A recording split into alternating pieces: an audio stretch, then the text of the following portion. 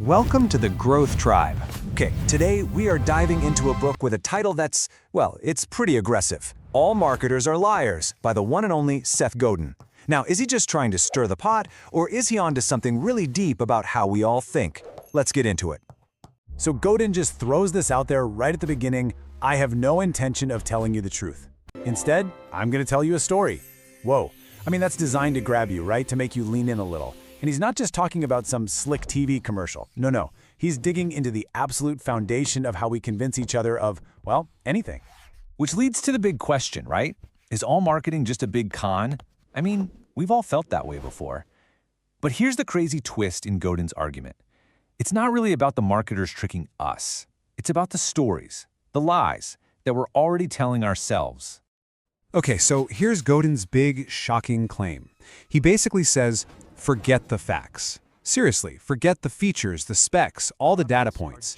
He argues that the best marketing has almost nothing to do with the actual tangible product. It's all about telling a story that clicks right into a belief your customers already have. And, I mean, think about it for a second. Once you've got food and a roof over your head, what are you really buying? You don't just buy a car, right? You're buying the story of freedom, of success, of being a cool car person. You're not just buying a $5 coffee. You're buying into the story of being someone who appreciates the finer things, who's part of a certain scene. Our wants, our desires, they're all powered by these little stories we tell ourselves. And this is where the title of the book finally clicks into place.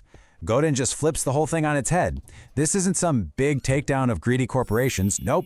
The biggest liars in this whole equation, well, according to him, it's us.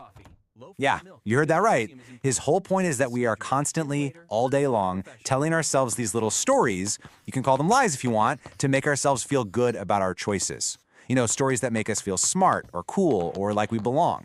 And the genius marketers? They're not inventing these stories out of thin air. They're just really, really good at spotting them and then holding up a mirror.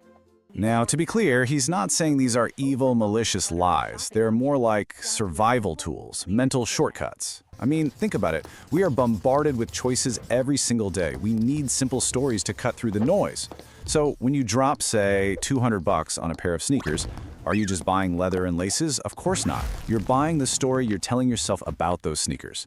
This makes me a real runner, or this shows I have good taste, or maybe just I worked hard, I deserve this.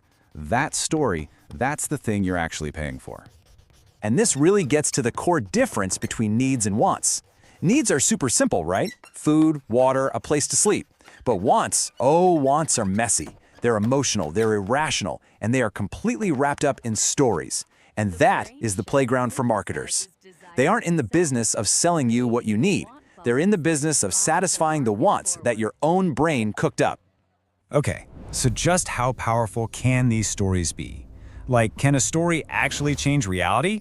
Well, Godin gives this incredible example from the book that kind of proves, yeah, it can. All right, so let me introduce you to a guy named George Riedel. He's a glassmaker, a 10th generation one, actually.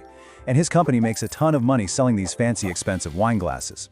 And his whole entire business, millions of dollars, is built on one simple but powerful story.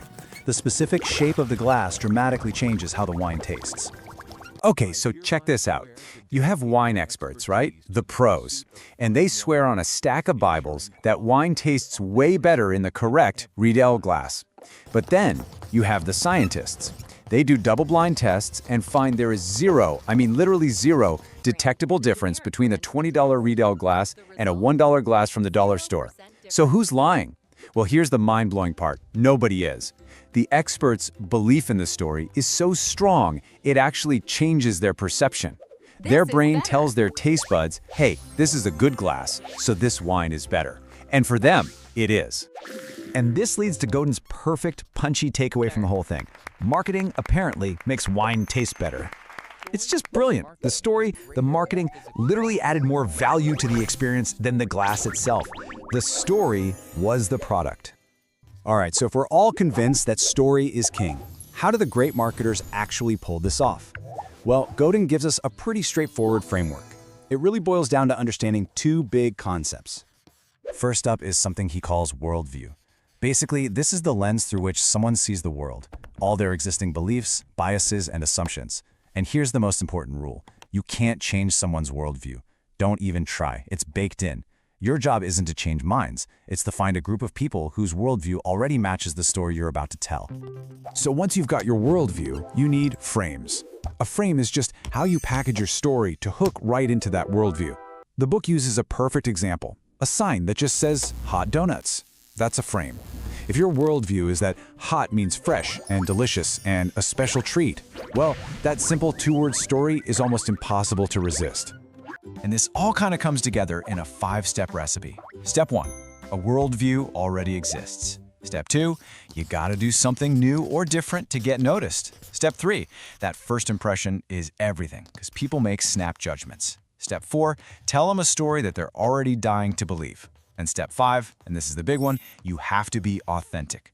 If your story doesn't match your actions, the whole thing just crumbles. Okay, so let's tie this all up in a bow and get back to that title that started this whole thing. What's the real truth here? Are all marketers liars?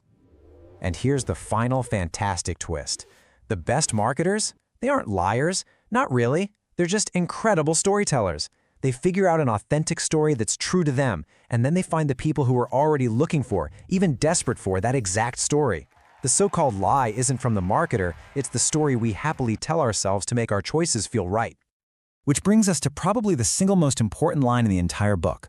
All marketers are storytellers, only the losers are liars. See, a story only turns into an ugly lie when it's not authentic.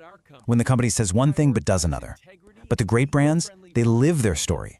It's so real for them that it becomes true for their customers too. And look, this isn't just about Nike or Apple. We are all marketers. We're marketing ourselves every single day. In our jobs, with our friends, we're all telling stories. So I want to leave you with this question. It's not about marketing. It's about you. What story are you telling? And, maybe more importantly, is it one that you yourself actually believe? Thanks for diving into this with us.